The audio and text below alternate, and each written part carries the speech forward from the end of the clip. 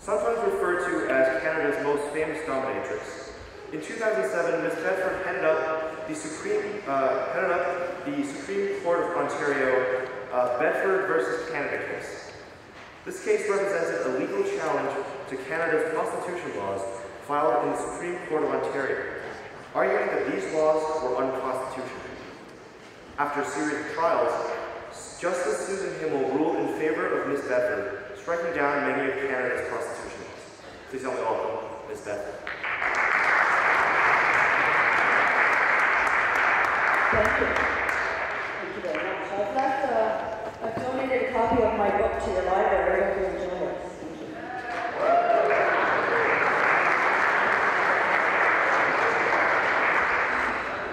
And before I begin, I would also like to thank Nicki Thomas for being such a wonderful spokesperson for a successful motion to strike down those appalling laws which were supposedly against prostitution.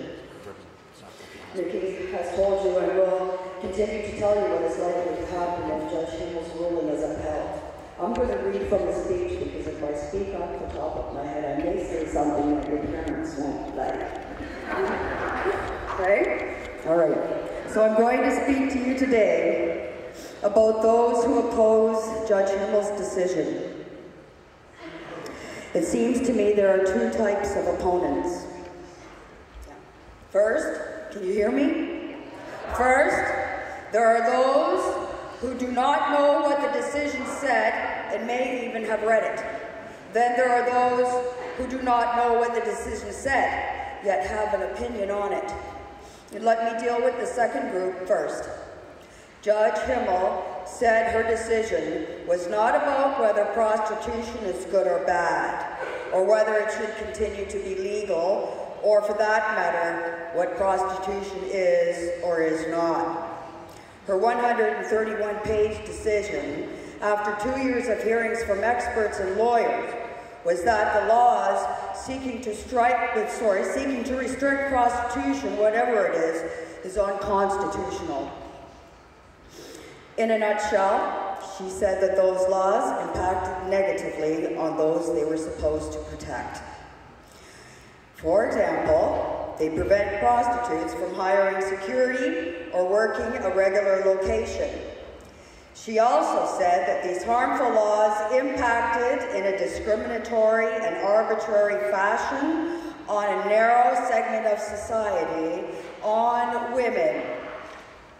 Yet, many voices rose saying that prostitution should not be made legal. Well, first of all, it already is. These uninformed voices also tell us that prostitution and pimping will increase dramatically, as will human trafficking if the decision is upheld and nothing else is done. And they also tell us prostitution is bad. All this is BS. The judge said the evidence does not support these assertions.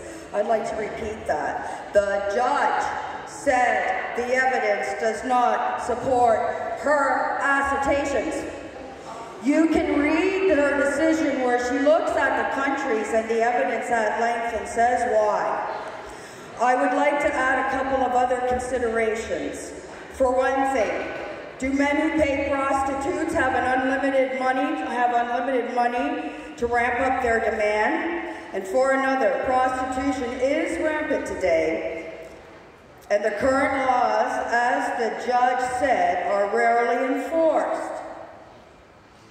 And something else, human trafficking and women being illegally exploited in this country occurs across a number of occupations, such as household domestics, farm laborers, office cleaners, and I could go on.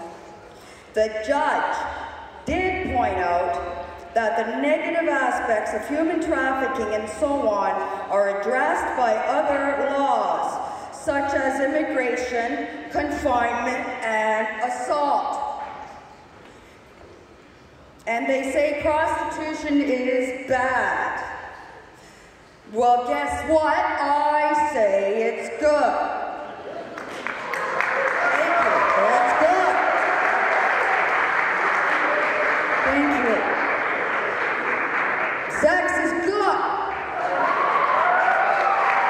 See why I need a script? Okay, so who is the government to decide? It is wrong. Who is the government to decide for us? It's wrong. To allow women to have premarital sex for free, yet make them criminals if they get dinner, favor, or money for it. So women are having sex all over the place, everywhere, anywhere, all they want, but the minute one red cent changes hands, that's it for you, game over. It's okay to be abused, raped, tortured, you name it. Okay? That's because the law. We are not slaves. They say smoking is bad. They say overeating is bad, and they say getting drunk is bad. So why, when women exercise free choice in the bedroom, is it bad? It's not. Why do I say prostitution is good? Well, it's not just me. You applaud it. All over town, women and men are paying for sex acts right now, even as I speak. And would they do it if it was not good? No. And what about the acts that may not be sexual? Some of you may have tied up your boyfriends and tickled them, or vice versa. What's wrong with that? Is that a sex act? No. And of course, if they paid you to do it, are you a criminal?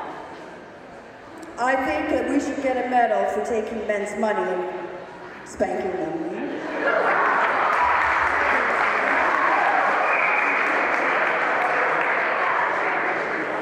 Now I'd like to talk about the first group. Okay, this is like the federal government. They were supposed to have read the decision before they make their remarks, give their opinions. Well, they didn't. The federal government announced an appeal before they even had time to read the decision. And usually it takes 30 days before you submit your request to appeal a case. The lawyers argued on their behalf at the hearings from 2007 to 2010, and the appeal in 2011, they were merely following orders. And they couldn't even get credible experts. And I'd like to repeat that. They couldn't even get credible experts. The federal and provincial government couldn't find experts credible enough for Judge Himel to rule in their favor. But what were the orders? Well, the orders came from Ottawa to make the debate go away. Those who have read Judge Himel's decision and seek to overturn it are looking after themselves, and that's for sure. They are only interested in seeking and maintaining a status quo that benefits organized crime at the expense of women. So what I'm telling you is that our opponents are either ignorant of what the current debate is about, ignorant about the realities of the sex trade issue, and they are trying to prevent Parliament from framing new legislation.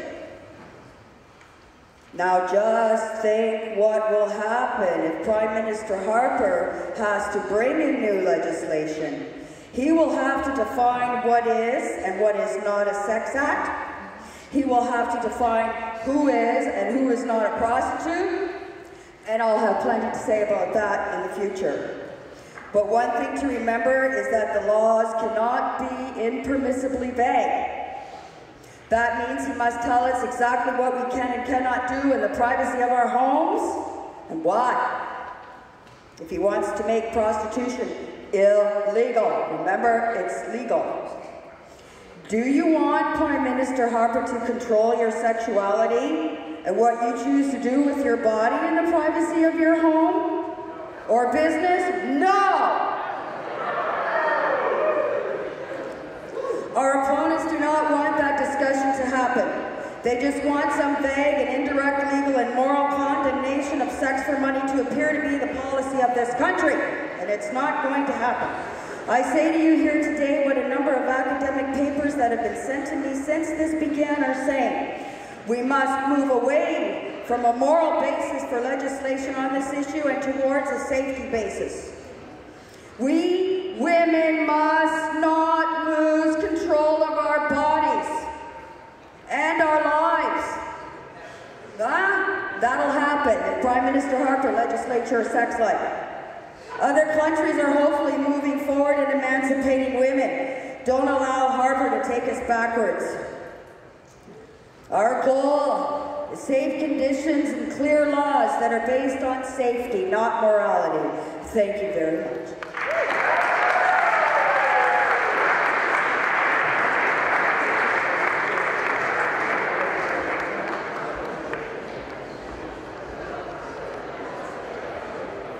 Thank you, Ms. Bedford, for your speech.